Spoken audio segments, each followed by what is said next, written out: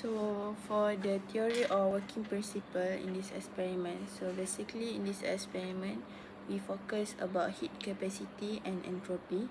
So for heat capacity is the amount of energy needed to heat up a substance by 1 degree.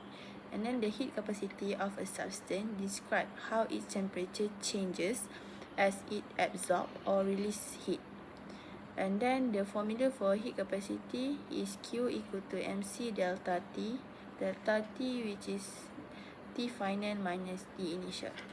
And then for the entropy is an extensive property of a system, which means it depends on the amount of matter in a system.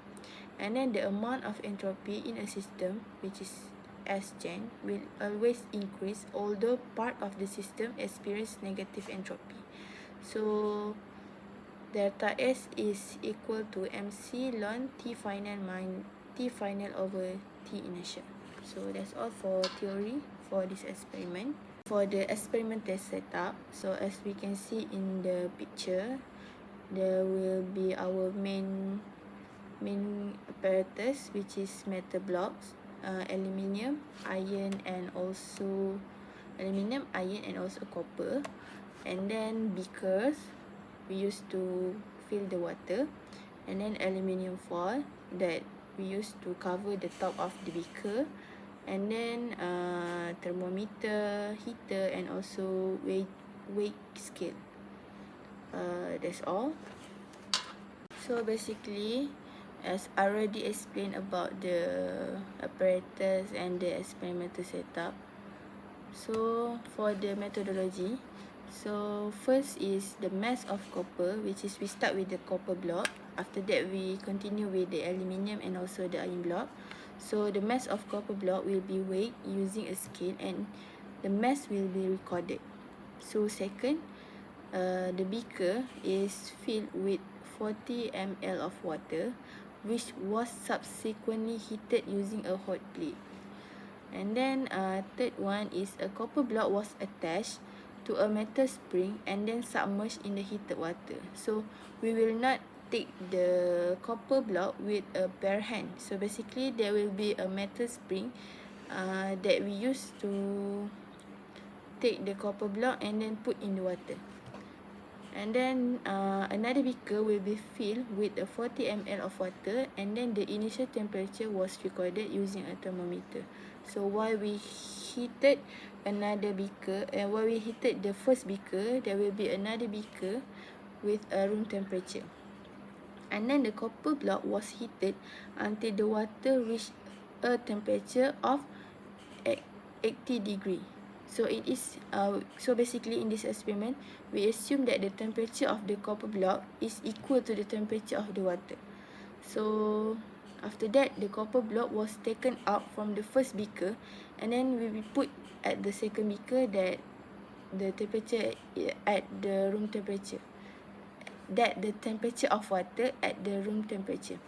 So the second beaker was covered by aluminium to minimize heat losses to the surrounding. So basically just now I said there will be the aluminium foil,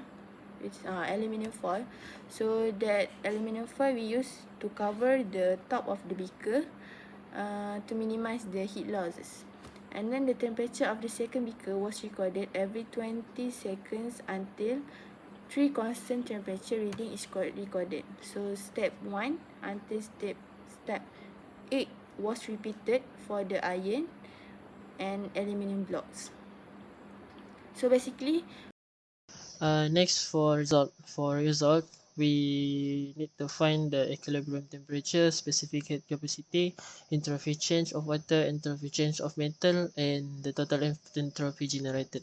For copper mass, which is with mass 70 gram, we record the temperature at second beaker, which is it's gradually increased from 29.8 degrees Celsius, gradually increase, and it got constant temperature at 34.2, which is 3 constant temperature, and we count that as equilibrium temperature. For aluminum masses, it's gradually increased from 29.8 to degrees Celsius, and that is the equilibrium temperature. For iron mass, it's same from 29.8. It will gradually increase, and its equilibrium temperature is 24.8. And from that, we can calculate the specific capacity for copper 0.3753, and for aluminum 0.7516, for iron 0.441. And next, for its entropy change of water, we can calculate it, and we got copper 0.03871, for aluminum 0.02562, for iron 0.03897. Next, entropy change of metal. For copper, we got negative 0.003581. For aluminum, we got negative 0.01464. And for iron, negative 0.02313. And next, and lastly, total entropy generated. For copper, we got 0.0002903. And for aluminum, we got 0.01098. And lastly, for iron, we got 0.01584.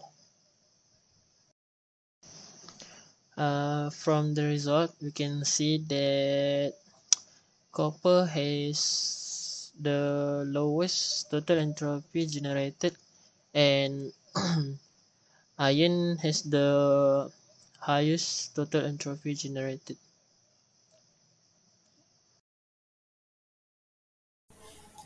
The table and chart here shows the experimental and theoretical values of Cp for these three metals: copper, aluminum, and iron. According to the engineeringmindset.com, the theoretical values are 0.385 for copper, 0.887 for aluminum, and 0.462 for iron. Meanwhile, what we got were 0.3753 for copper, 0.7516 for aluminum, and 0.441 for iron. The percentage errors for copper, aluminum, and iron are 2.52%, 15.26%, and 4.55% respectively. From these percentage errors, we can say that the experimental values for copper and iron are almost accurate.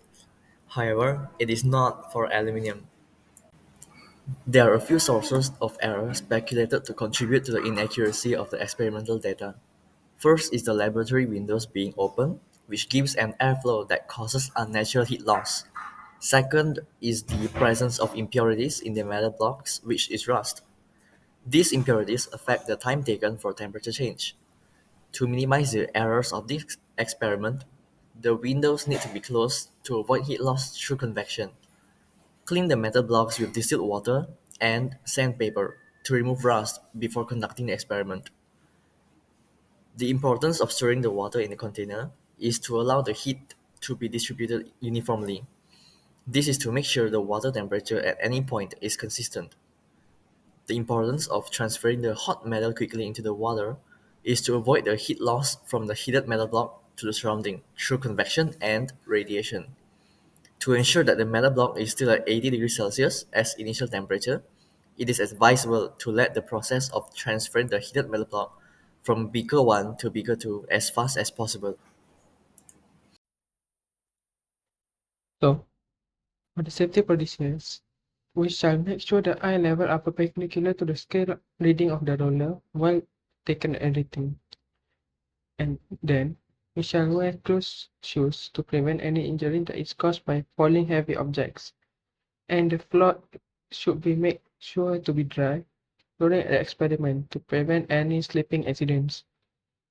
And then we need to stir the water throughout the process to ensure the even heat distribution during the whole experiment. And finally, we shall not handle the hot water with our bare hands because it is hot.